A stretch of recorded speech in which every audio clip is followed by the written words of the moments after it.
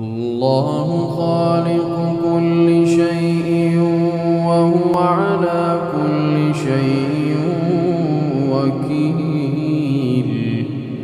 له مقاليد السماوات والأرض والذين كفروا بآيات الله أولئك هم الخاسرون. قل أفغير الله تأمروني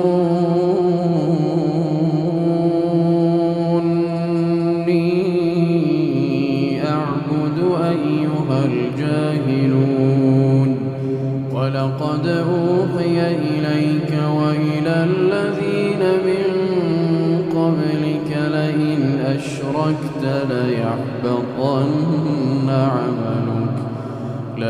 أشركت ليحبطن عملك ولتكونن من الخاسرين.